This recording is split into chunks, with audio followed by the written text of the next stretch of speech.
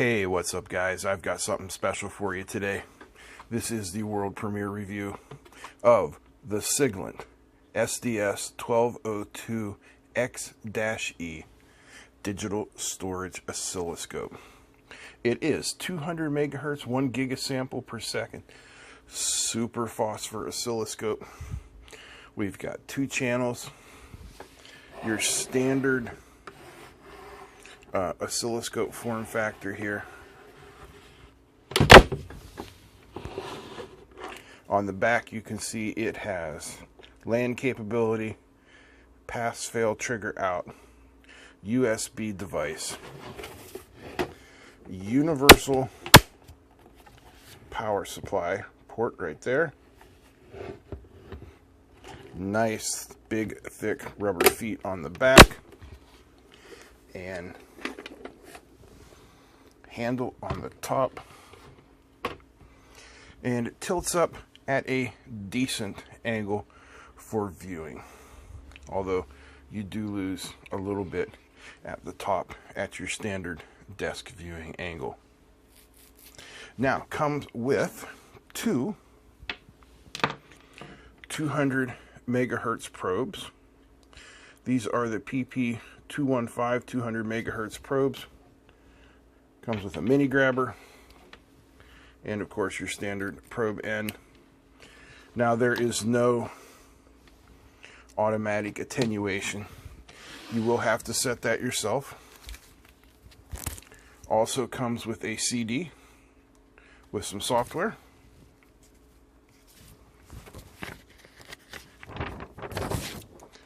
A calibration certificate. This particular scope was calibrated on April 6th, 2017 by Yan Wang, second cousin to some young guy. You get the quick start guide, which is not very large. Let's try and see how many pages here, about 12-15 pages, but it will get you started.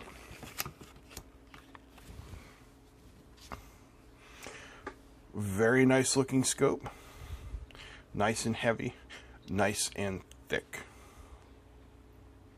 Alright, let's take a look at the front panel control. Now this scope is set up very nicely, very intuitively. We have our volts per division on top for each channel, channel 1, channel 2, which are color coded. We have our time division here on top. Then on the bottom we have our position controls directly below their corresponding controls, which makes everything very nice, very intuitive. All of the knobs are clickable, and the seconds per division and the volts per division controls have a nice detent. The trigger control has no detent but is still clickable. Up here in the upper right corner we have run, stop, and auto setup. You know, probably 2 of the biggest buttons you're going to be using at all time. And with those rubber feet, the buttons are definitely pushable as it's sitting on your desk without the scope moving too much. Now up at the top here we have our menu buttons, cursors, acquire, save, recall, measure, clear sweeps, utility. We have our default setup button, our display menu, which is paired up with the persistence, and print. We've got a USB port here to plug in a flash drive, and we've got a 1 kilohertz square wave generator over here for your probe compensation. Now let's plug in the scope.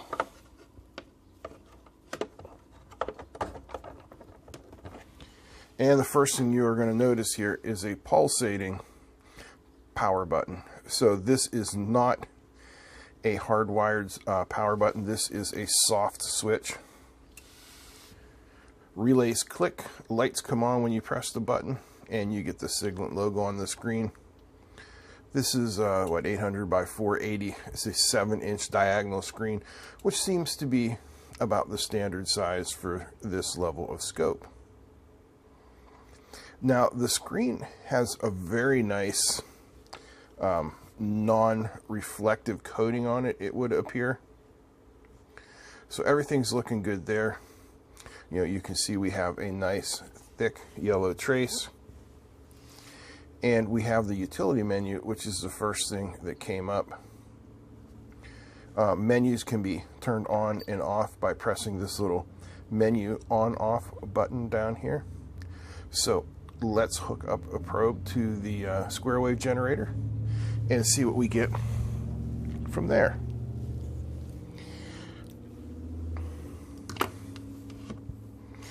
You get about 4.5 feet or so of nice flexible silicone wire with your probes.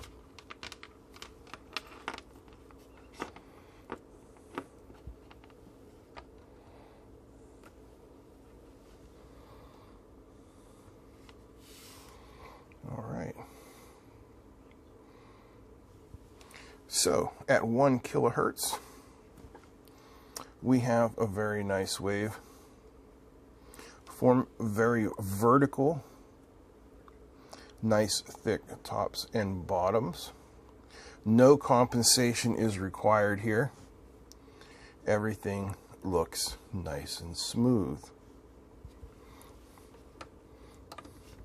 So let's disconnect this and connect up a waveform generator. And what we'll do is we'll bring in a sine wave and take a look at how that looks. Give me a second here while the arbitrary waveform generator comes to life. Waveform, sine wave, output on. Okay, so we are looking at a 1 megahertz sine wave here. Very nice, very smooth. Let's take a look at a 1 megahertz square wave. See a very small amount of overshoot there on the top. Nothing much. Actually, it doesn't even look like overshoot. It looks like just maybe a small amount of bounce or ring. All right, let's take a look at triangle wave. Again, nice and smooth. And then we'll look at a pulse wave. This is a 1 megahertz pulse, or 500 kilohertz pulse, 4 volts. Peak to peak with a pulse width of 1.967, and it is a trapezoidal shape. Yeah, there we go.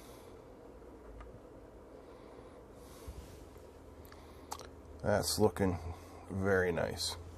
All right, let's go back to our square wave and increase the frequency here. Right now that's 500K. Let's take it up to 5 megs.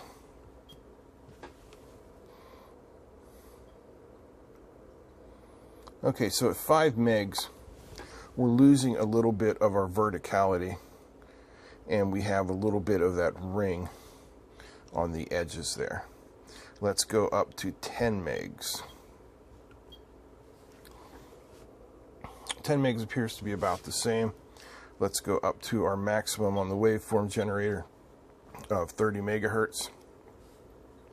All right, now 30 megahertz, things seem to come apart at the seams a little bit. We've lost any sort of verticality in our volts per division scale, or Y scale, and we've got more instability on our X scale. Now let's go the opposite direction and slow this down. Let's go to 100 hertz.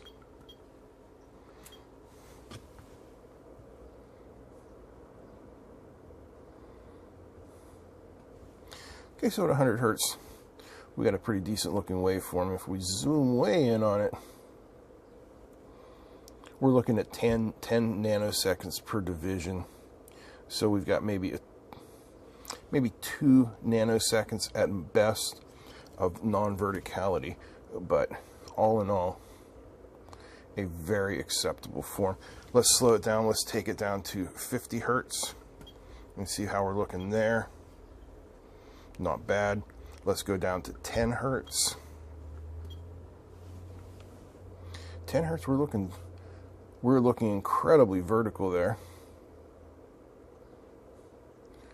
Although we do seem to have lost our ability to trigger on 10 hertz, but that's okay. Another one of the nice features is the intensity graded display. And if we hit our display button here, and we can turn our colors on and let this thing go, and you can see that that works out pretty nicely. What we're looking at here is a sine wave, amplitude modulated. You see, if we just zoom in here,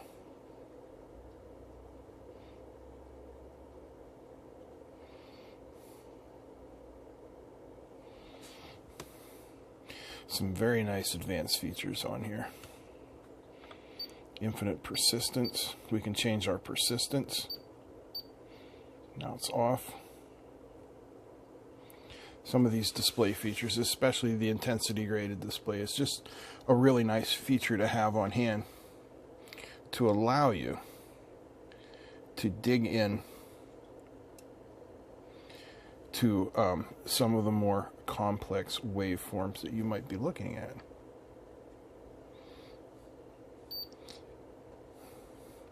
And the ability to pause that waveform and to move it around on the screen just where you want it. It is very nice. All right, let's talk about fan noise. That seems to be something big on everybody's menu. Nobody likes a loud instrument. So if I shut my mouth, the most quiet that my lab gets is, what is it, 49.5? 49.4 decibels. So that's our lower limit level. And the oscilloscope is off. Let's turn it back on.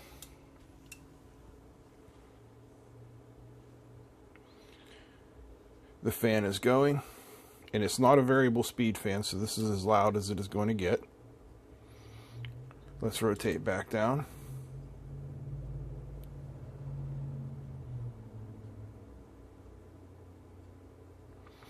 I would say there is no appreciable difference in the sound level. So fan noise is not an option or a problem with this scope. For what is being marketed as basically an entry-level oscilloscope, the SDS1202X-E has some pretty advanced features, including serial decoding. Now what you're looking at here is the raw version of an I2C signal. Channel 1, the yellow, is our data, and channel 2, the purplish pink color. I know it looks kind of blue on the camera, but it's very purple here, is the clock. So I'm going to set up the I2C decoding, and we'll take a look at that. Okay, so we have our I2C decode set up. If we zoom in here, you can get a look at it. And we can always bring up our decode window.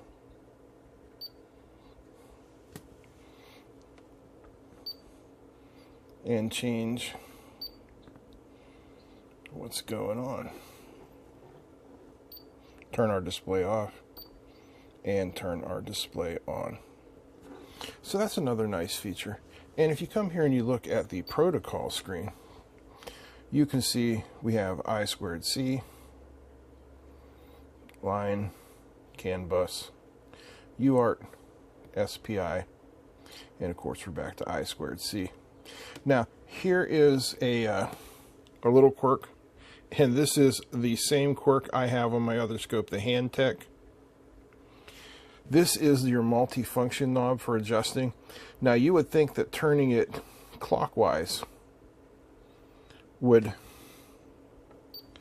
make it go down, but no, clockwise makes it go up, and counterclockwise makes it go down.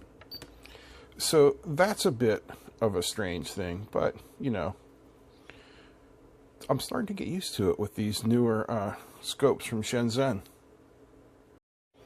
Okay, what we're looking at now is a 1 megahertz signal, AM modulated, and we are looking at the FFT function, which all you have to do to bring it up is hit the math button here, and then you can come over here and see the operators and select the FFT. Oh, whoops, I must have rotated the button there when I hit it. I'm going, that doesn't look like any FFT I think I've ever seen.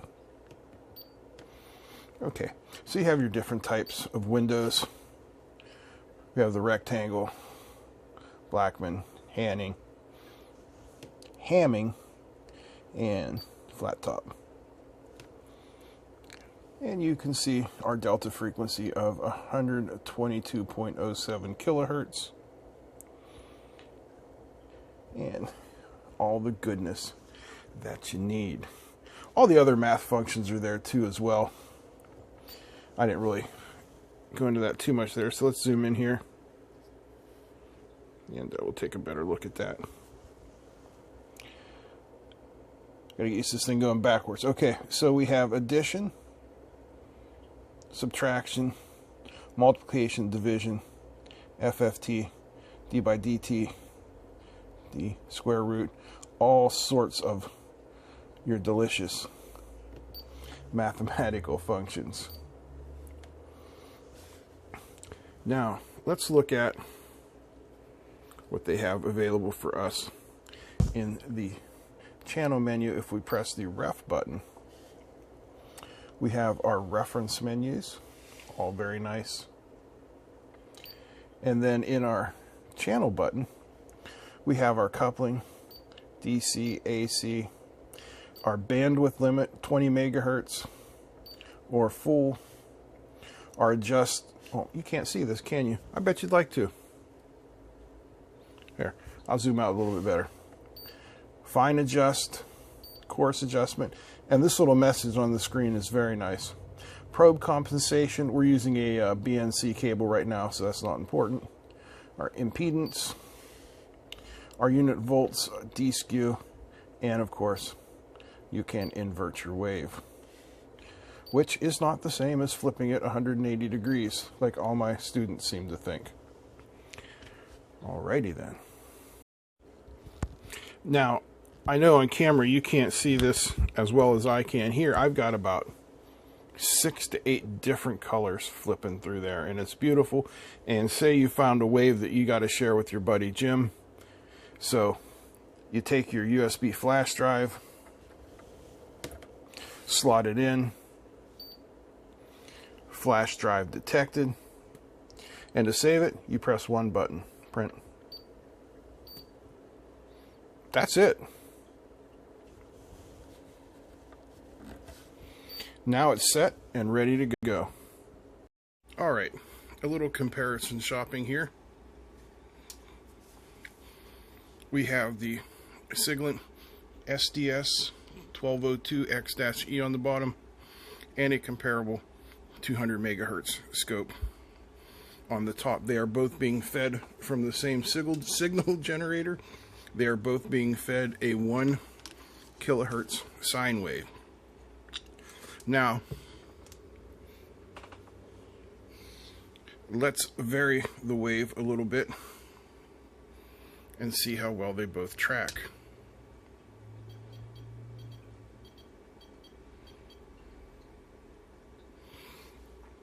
All right. At this point, the top scope seems to have gone into a form of saturation, basically. And the Siglent still has some nice definition. So let's adjust.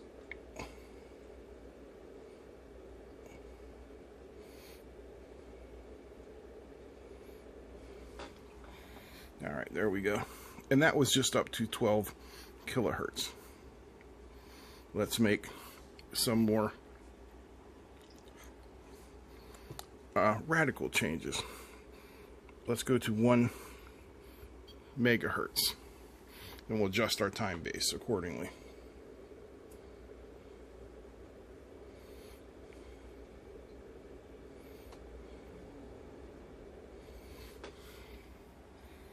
Very nice. However, the Siglent seems to have lost count of the frequency. Let's go up higher. Let's go to 10 megahertz.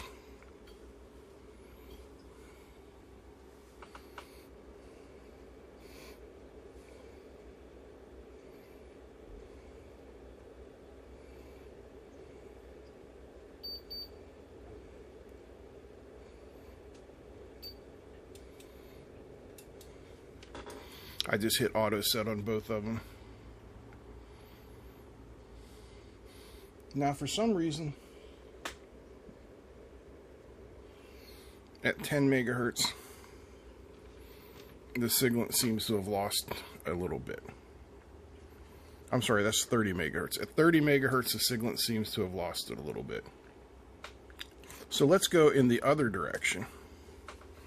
Let's go to 500 hertz, and we'll auto set them both.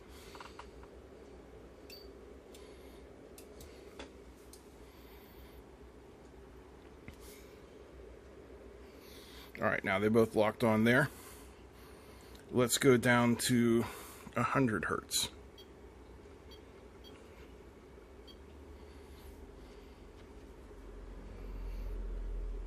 Now at 100 hertz, the Siglent seems to have again lost the ability to give us a frequency readout.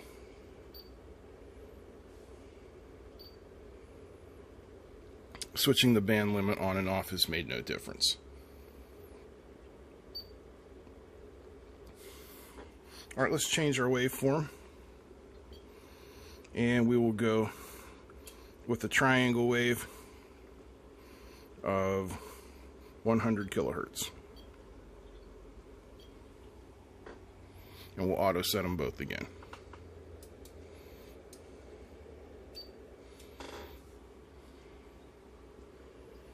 Okay, very good. Let's find the lower limit again. Let's go to 50. No, let's go to 500 hertz.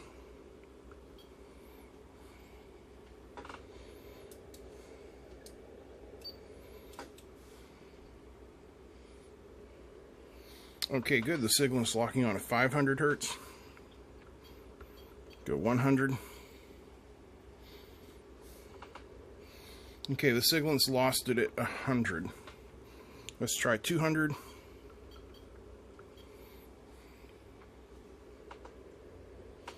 Okay, at 200 hertz it has the signal again. So let's go 150.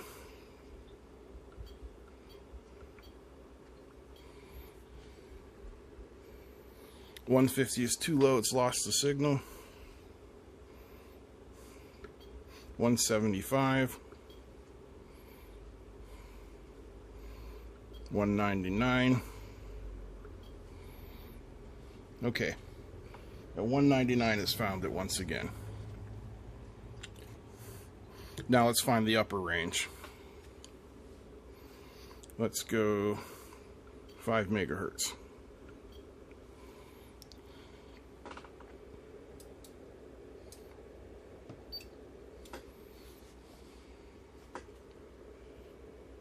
Okay, 5 megahertz, no problem. 10 megahertz.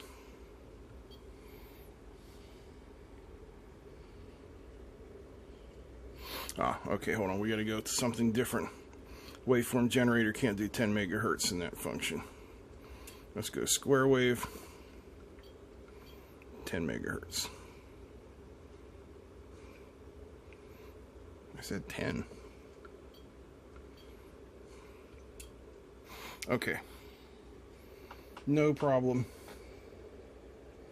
at 10 megahertz, except for the look of the wave.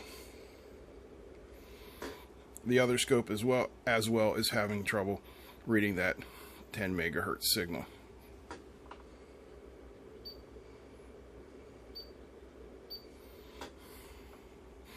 But the software, I believe it's a software frequency counter on the Siglent, has managed to stay locked on at 10.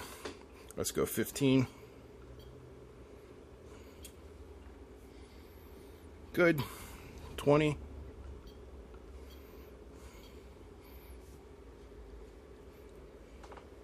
Good. 30.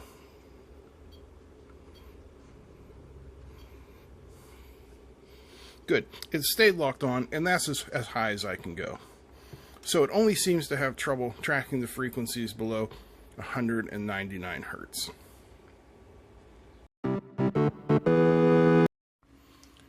Okay, so here are some of my final impressions of the scope, and bear in mind these are only my opinions, and we all have opinions. So the camera is sitting at my eye angle about 2.5 feet away from the scope.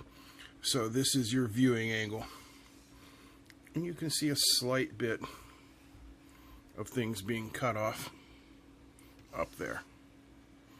Now there's the hardware frequency counter. Now this over here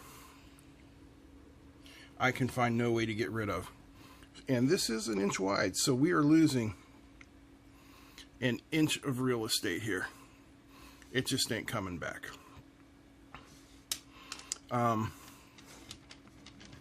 The weirdness where this rotates backwards, and sometimes the trigger cursor will disappear for no reason, and the only way I can figure out how to get it back is to press default. Okay, those are the only bad things I can say about this scope. It has a separate math coprocessor that allows you to do some fantastic things, including, you know, fast Fourier transforms and things like that without slowing the scope down at all. You know, it's a 20 megahertz scope at 1 gigasample per second. It's got a lot of memory for reading. The color, this display button. The color intensity graded display is fantastic if you need that. Persistence up to 30 seconds. Great for glitches that you don't often see.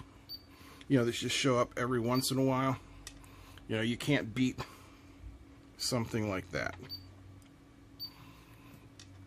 The controls are nicely laid out, very intuitive.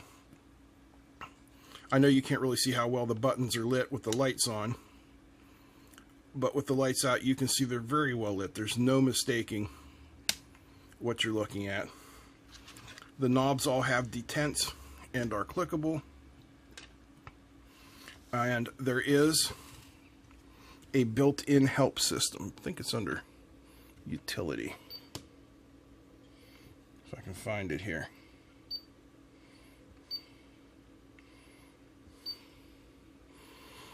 Well, I can't find it at the second, but trust me, it's there. I ran into it once. All in all, I would give this scope a big old thumbs up. Priced right now at around $379, so that's a very affordable scope for as much scope as you're getting here. You know, it's definitely on par with the Riegels of the, you know, the same vintage, the 2-channel. Very nice.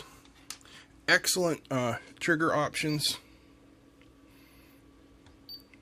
You know, you can trigger on just about anything you can think of. Very nice.